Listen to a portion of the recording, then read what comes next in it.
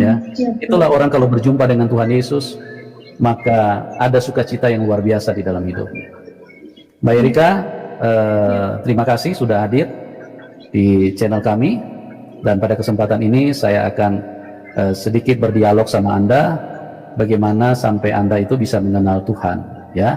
Nah, mungkin sebelum kita sampai ke situ, Mbak Erika mungkin bisa cerita dulu nih sedikit ini kepada teman-teman yang ada di dalam link ini. Bagaimana dulu latar belakang kehidupan Mbak Erika waktu masih di iman yang lama? Apa yang diajarkan, doktrin apa yang dipahami pada waktu itu? Kegiatan-kegiatannya maksudnya. Baik. Ya, silakan. Ya, salam teman-teman semua. Ya, saya dari sejak lahir itu dibesarkan dari keluarga Muslim ya, dari nenek, dari orang tua semua Muslim dan dididik secara Muslim juga. Dan itu sampai umur sekitar umur 35 tahun itu saya masih yang namanya sholat, yang kalau tiap Ramadan puasa, saya didikan saya memang aktif ya, menjalankan syariat-syariat, ya, perintah-perintah yang diajarkan di dalam agama sebelumnya ya. Iya Pak. Ya. Nah, Mbak Erika bisa ceritakan kepada kami, jadi keaktifan di dalam menjalankan syariat itu berdasarkan perintah agama atau dijalankan berdasarkan dorongan hati, Mbak Erika? Ya, karena sejak lahir Muslim ya, itu yang saya ikutin dulunya Pak. Saya merasa itu suatu Pak ya, kewajiban yang harus saya lakukan sebagai seorang Muslim gitu Pak. Tetapi terus? Tetapi gimana? Saya waktu itu umur 20 tahun menikah secara Muslim. Secara Muslim. Ya. Nah, sebentar sebelum ke situ, saya mau tanya dulu nih. Konsekuensinya jika Mbak Erika tidak menjalankan syariat-syariat atau kewajiban yang diperintahkan, itu apa konsekuensinya? Iya, kalau di Muslim dulu kalau kita tidak sholat 5 waktu itu ya dosa ya. Kalau nggak puasa itu nanti harus nggak bisa masuk surga begitu. Pokoknya kalau kita nggak melakukan kewajiban itu sholat, puasa, itu kita nggak mungkin kita bisa masuk surga. Dan kita harus bisa membaca Al-Quran, harus sholat sunnah, sholat wajib, terus puasa pun ada bermacam-macam puasa, ada Senin Kamis, ada puasa itu Ramadan, puasa pas hari Idul Adha gitu Pak. Dan emang kita dulu kalau sama orang memang kita kayak ada jarak gitu kalau sama Muslim gitu. Kalau orang beda agama gitu ya? Iya, kayak kita udah doktrin seperti itu udah ditanemin di dalam pikiran. Iya, begitu. Nah, yang didoktrin di dalam pikiran apa? Nggak boleh salaman atau nggak boleh bertamu atau apa? Doktrinnya seperti apa biasanya, Mbak? Ya, misalnya doktrinnya tuh kalau orang Kristen itu kan makan babi itu haram. Terus itu loh dibilang fakir dibilang kafir. Kafir ya, dibilang kafir. Saya aja juga sekarang ini sering dibilang kafir gitu. Jadi ya begitulah Pak. Jadi kayak kalau non Muslim itu kayak kok gitu ya, yang disembah kok bukan Tuhan yang disembah kok orang ya seperti. Salam teman-teman, assalamualaikum warahmatullahi wabarakatuh. Berjumpa kembali dengan saya di channel ini, teman-teman. Dibantu di subscribe ya, di share dan di komen juga supaya rame dan supaya channel ini berkembang dan menjangkau jiwa-jiwa baru, supaya kadrun dan sudrun dan kadrunwati pada nonton dan pada istighfar, insaf, bertobat, terima Yesus, dan tentunya cerdas, murtad. Oke, tanpa berlama-lama, mari kita menyaksikan video ini. Harap ditonton sampai selesai ya, agar tidak ada kesalahpahaman. Oke, lanjut. Seperti itu Pak. Jadi kayak nanti jadi kalau waktu kecil tuh kayak ada teman saya yang non muslim tuh kayak dibully-bully gitu Pak. Ya, pokoknya Tuhan itu seperti itu ya.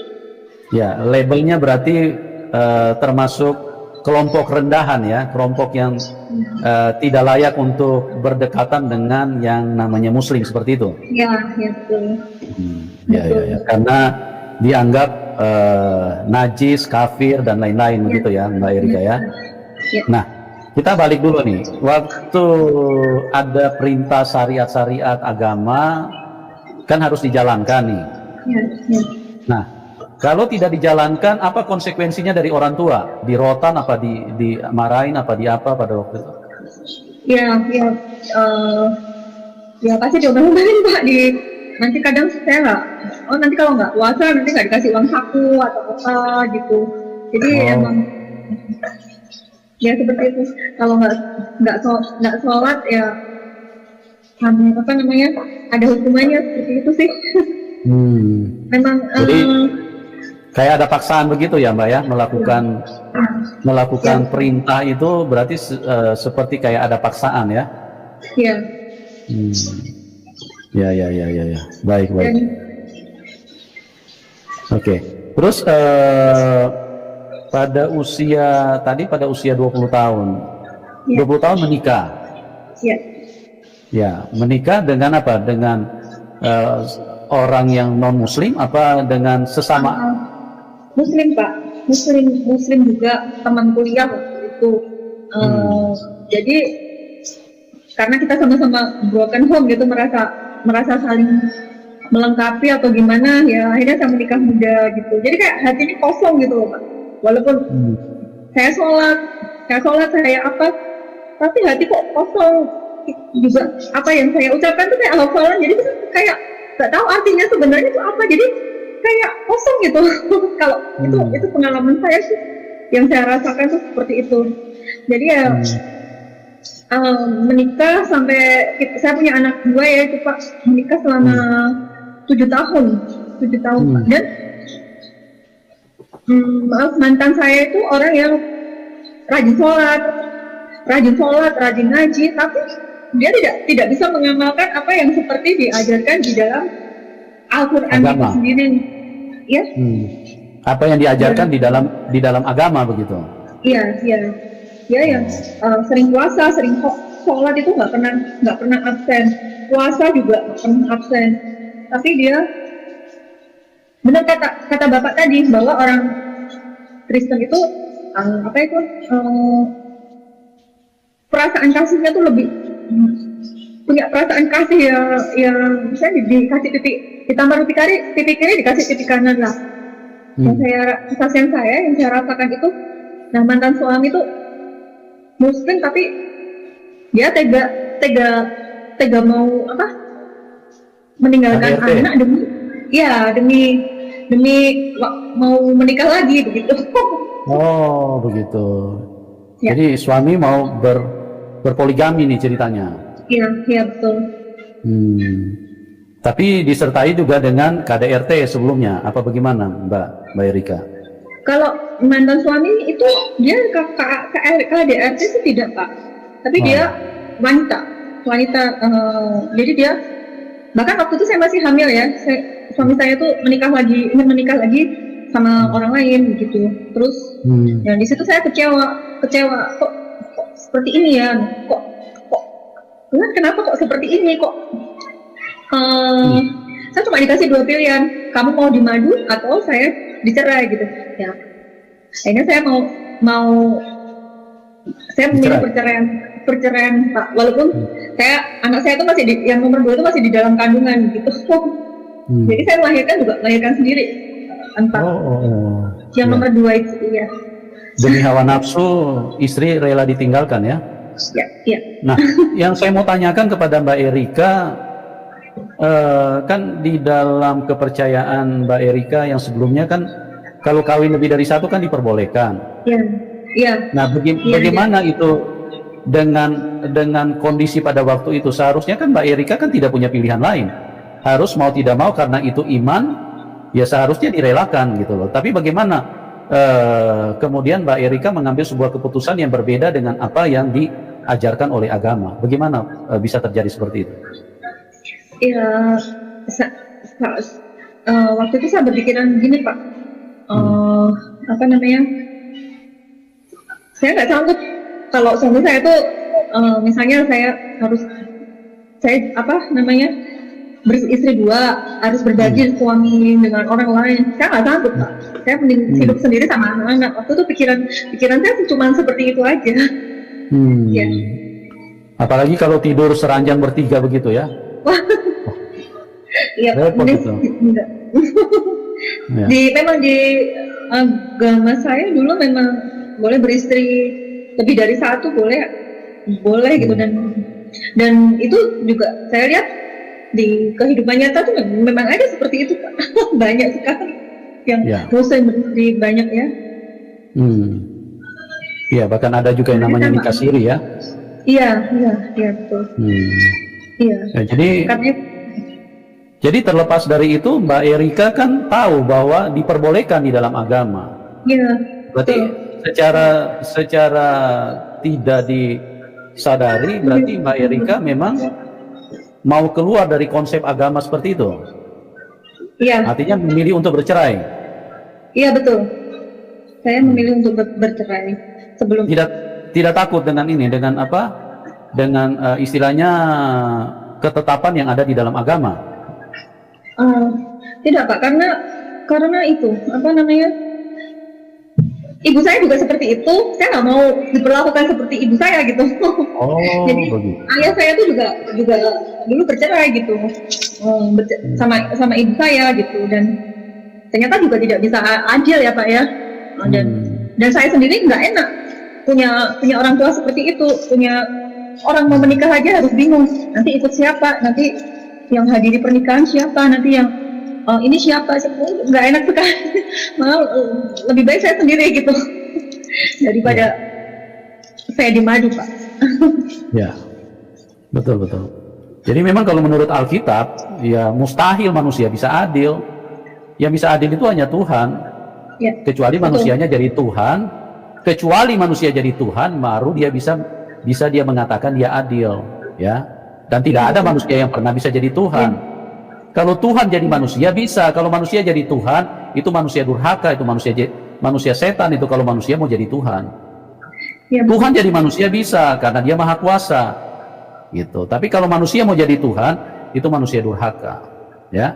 Tidak yang bisa adil, yang bisa adil itu hanya Tuhan. Jangankan bisa adil dengan 2 perempuan, ya dengan diri sendiri saja kita nggak bisa adil. Iya betul. Diri sendiri kita saja kita tidak bisa adil, apalagi ke orang lain. Ya. Karena di dalam praktek kehidupan saja, hari ini kita bisa makan 2 kali, besok kita bisa makan 4 kali. Itu saja sudah tidak adil. Dari sehari-hari saja kita sudah tidak adil. Iya betul. Hari ini kita bisa memboroskan sesuatu yang ada di dalam hidup kita. Besok kita bisa berhemat sehemat mungkin. Itu pun kita tidak bisa adil terhadap diri kita sendiri. Apalagi kepada orang lain, apalagi kepada istri, atau kepada anak, dan kepada yang lain-lain. Itu nggak mungkin. Alkitab berkata mustahil, impossible. Ya, kalau manusia itu bisa adil. Oke, jadi terlepas dari itu berarti Mbak Erika mengabaikan, ya istilahnya perintah-perintah agama ya waktu itu ya. Untuk artinya karena perintah agama atau aturan yang istilahnya ada di dalam keagamaan, di dalam iman ibu sebelumnya, itu kan diperbolehkan.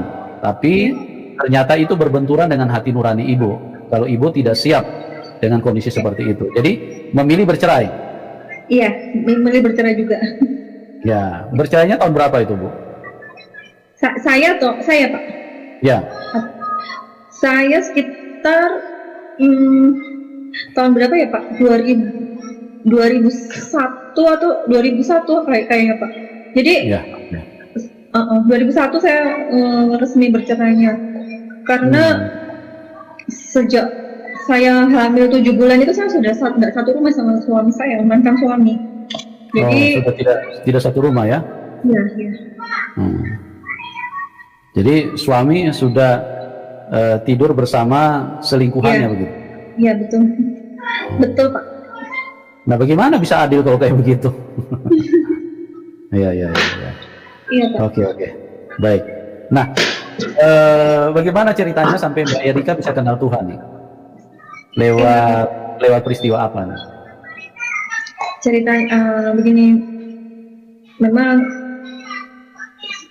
semua keluarga saya itu Muslim semua Pak. Jadi papa saya juga haji, mama juga, nenek juga, saudara-saudara semua keluarga besar lah ya. Waktu itu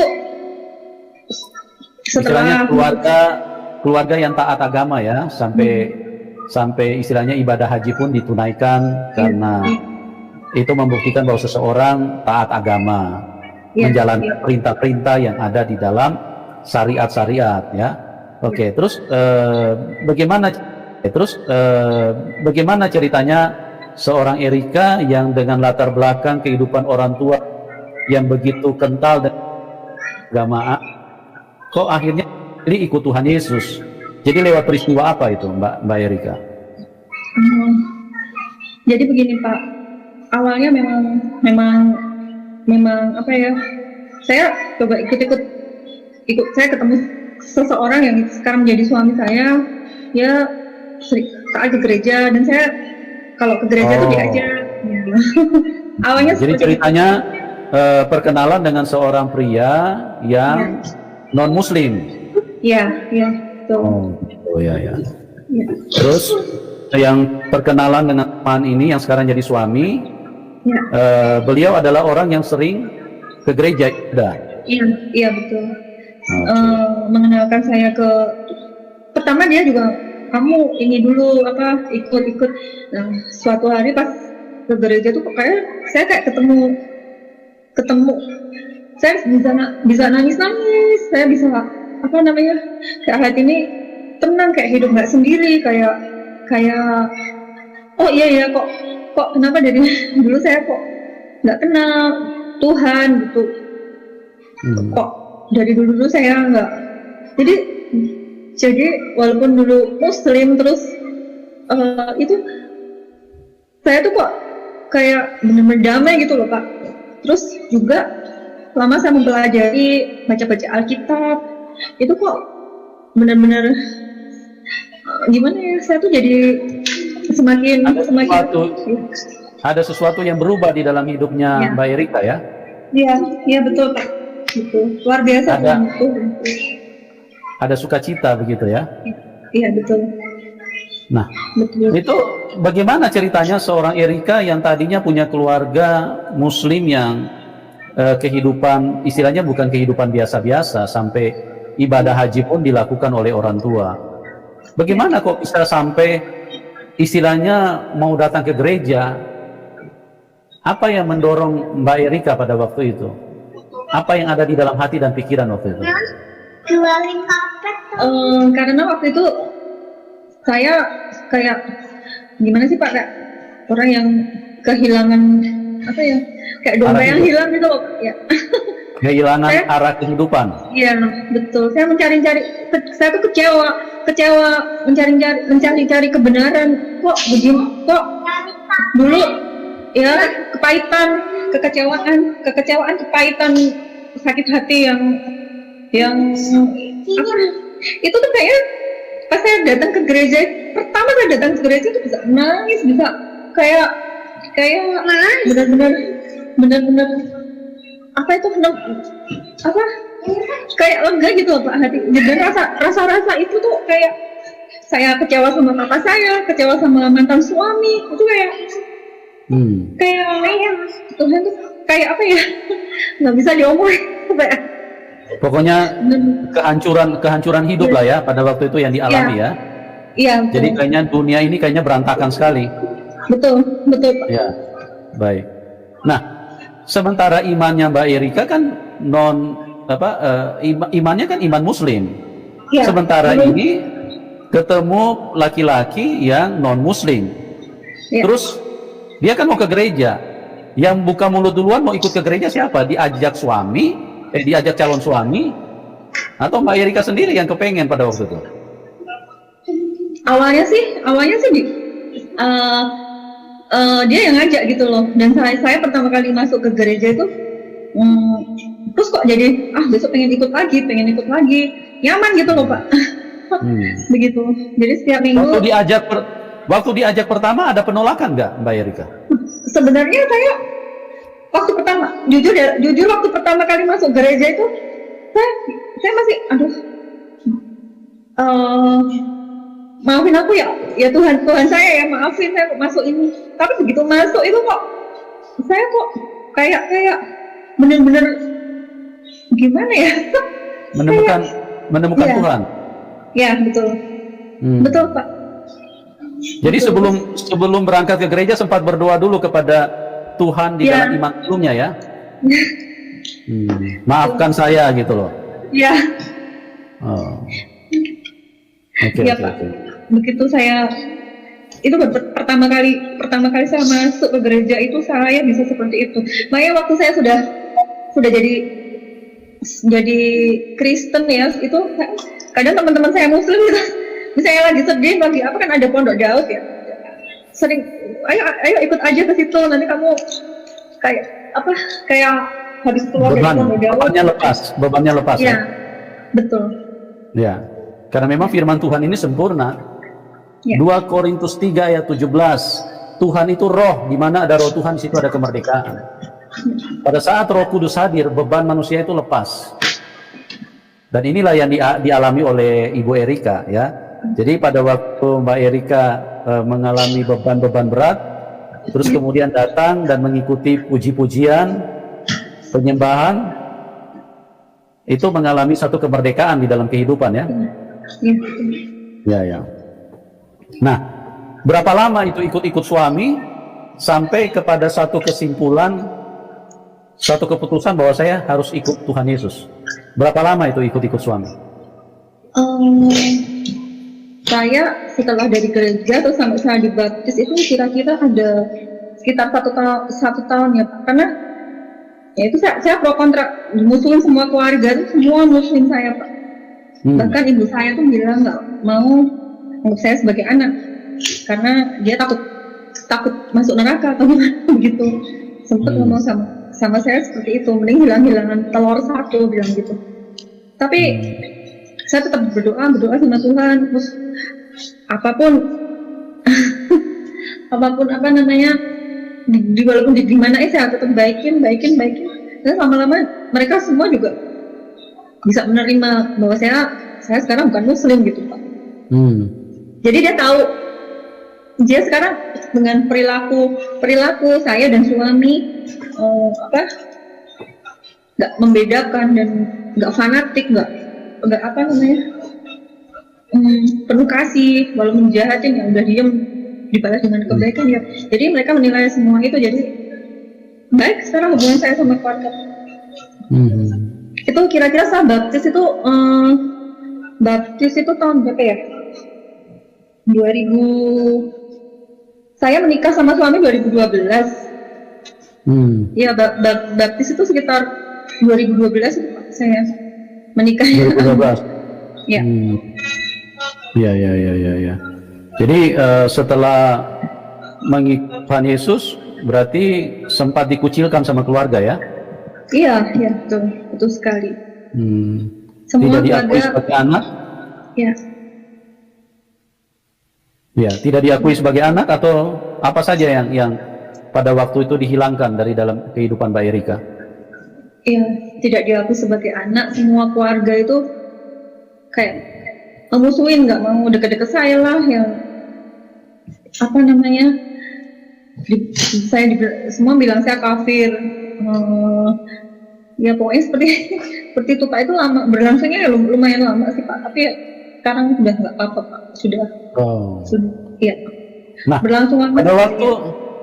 pada waktu mengalami dulu seperti itu, bagaimana perasaannya? Apa, aduh balik aja lah ke iman sebelumnya? Atau bagaimana?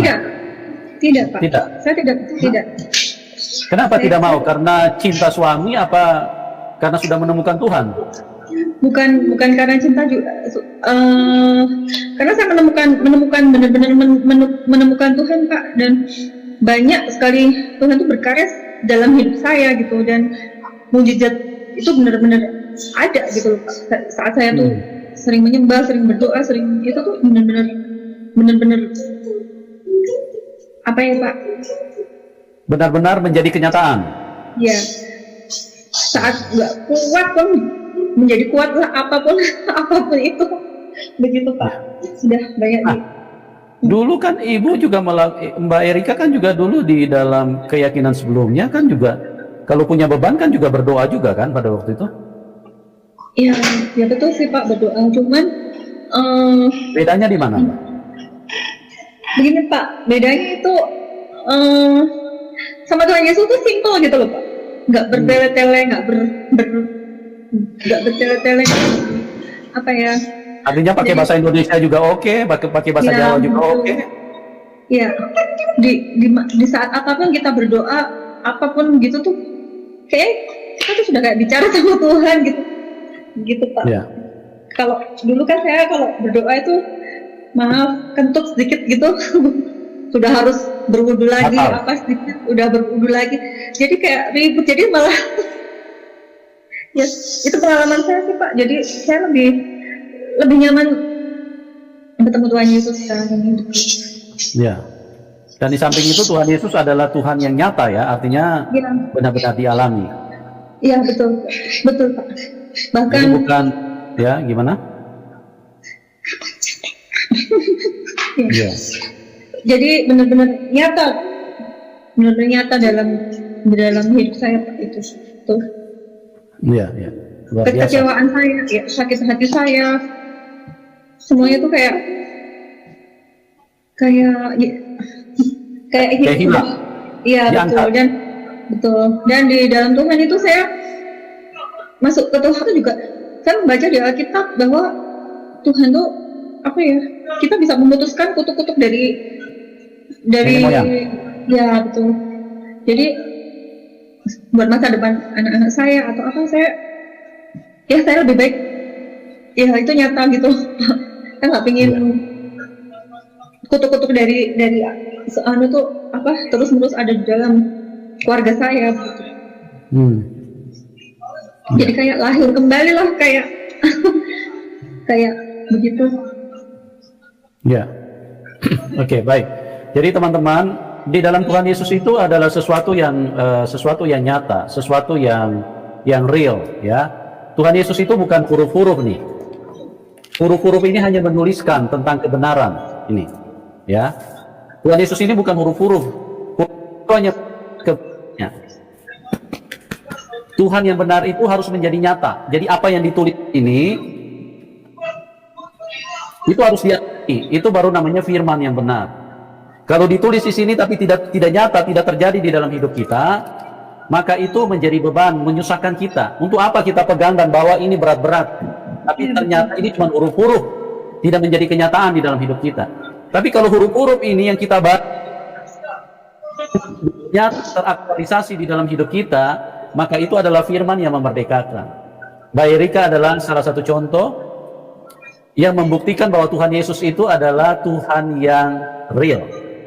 Dia menyatakan dirinya, dia bisa berinteraksi dengan manusia ya. Tuhan yang benar itu dia bisa berinteraksi dengan manusia karena salah satu firman-Nya, dia pengasih dan penyayang, dia maha kasih, maha baik. Nah, bagaimana kita bisa membuktikan kebenaran yang namanya Allah itu adalah kasih, karena begitu besar kasih Allah akan dunia? Bagaimana kita bisa buktikan, bisa rasakan ayat itu kalau dia tidak jadi nyata di dalam hidup kita? Maka itu adalah berita yang dikarang-karang, itu omong kosong itu kalau dia tidak jadi nyata di dalam hidup kita. Karena begitu besar kasih Allah akan dunia ini, Yohanes 3 ayat 16, sehingga ia mengaruniakan anaknya yang tunggal. Nah, kalau kasihnya tidak bisa dirasakan, untuk apa kita percaya kepada Tuhan seperti itu? Itu omong kosong. Tapi karena kasihnya kita rasakan, kita alami, ya kita punya beban berat, kita punya kesusahan, rumah tangga hancur seperti ibu-ibu Erika, ditinggalin suami, hidup penuh dengan beban, stres, tekanan, himpitan, untuk menjalani sebagai orang tua saja harus sendiri. Nah, ini situasi seperti ini harus ada Tuhan. Hanya Tuhan juga yang bisa melepaskan kita. Pada saat Mbak Erika berjumpa dengan Tuhan, datang ke dalam ibadah, datang ke gereja, ada sesuatu yang berbeda, ada sesuatu yang berubah, sukacita muncul. Ya, ada satu kekuatan, ada satu kelegaan, ada satu kelepasan. Makanya Matius 11 ayat 28 mengatakan, marilah kamu yang letih lesu dan berbeban berat, aku akan memberikan kelegaan kepadamu. Kembali lagi firmannya terbukti. Dia memberi kelegaan. Mbak Erika, begitu dia datang kepada Tuhan, ada kelegaan, ada sukacita, ada damai sejahtera, ada kelepasan di dalam beban-beban yang berat yang selama ini menekan kehidupannya. Pada saat Tuhan hadir, semuanya itu Tuhan lepaskan di dalam hidup kita.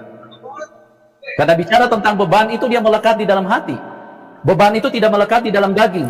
Kalau yang melekat di dalam daging itu handphone. Nih kita bisa angkat nih. Ini beban, ini melekat di dalam daging. Tapi kalau beban-beban itu melekat di dalam hati manusia. Dan yang bisa lepaskan itu hanya Tuhan yang adalah roh. Karena hati manusia itu roh. Roh. Hanya Tuhan yang bisa lepaskan itu. Dan Tuhan Yesus sekali lagi menawarkan, siapapun Anda, apapun latar belakang, mau dompet tebal, dompet tipis, dompet kosong, tidak punya dompet pun Tuhan sayang sama Anda. Tuhan bilang, marilah yang letih lesu dan berbeban berat, aku akan memberikan kelegaan kepadamu. Mau cari di mana? Manusia tidak bisa bicara seperti itu. Karena manusia punya banyak beban berat. Mbak Erika punya banyak beban berat, saya juga punya banyak beban berat. Pendeta-pendeta yang lain juga sama punya banyak beban berat. Yang bisa memberikan kelegaan kita hanya Tuhan Yesus. Aku akan memberi kelegaan kepadamu. Dialah satu-satunya Tuhan. Kenapa dia bisa berkata seperti itu? Karena dia maha kuasa. Dia bisa angkat beban itu, dia bisa lepaskan beban itu, dan dia bisa buat menjadi ringan hidup kita.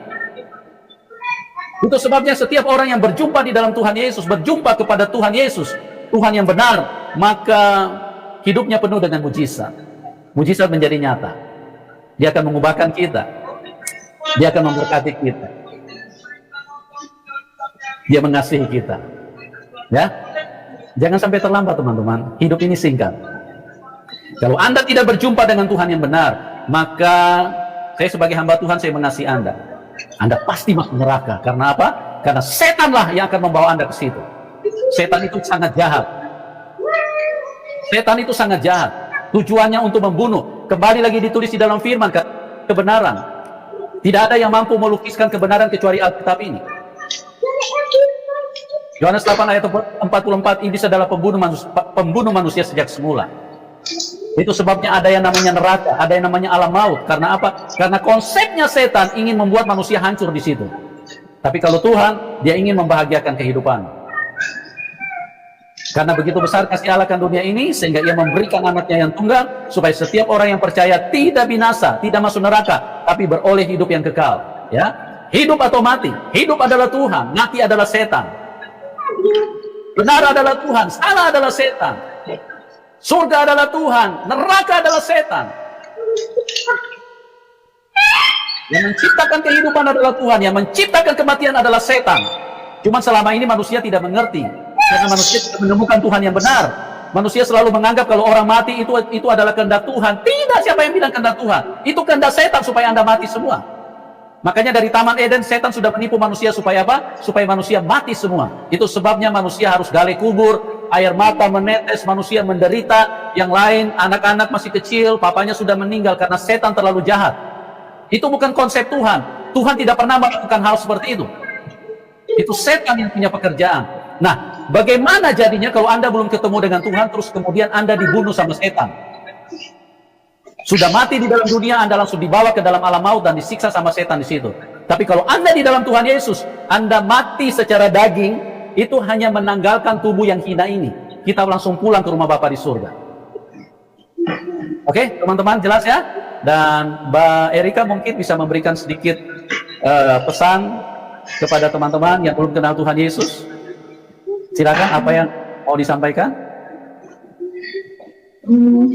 ya teman-teman, ya memang Tuhan Yesus tuh benar-benar nyata, benar-benar ada, dan benar-benar hidup saya tuh jadi berubah. Banyak mujizat tuh benar-benar nyata. Bahkan apa yang belum sempat saya doakan, saya itu Tuhan itu adakan buat saya. Luar biasa Tuhan Yesus.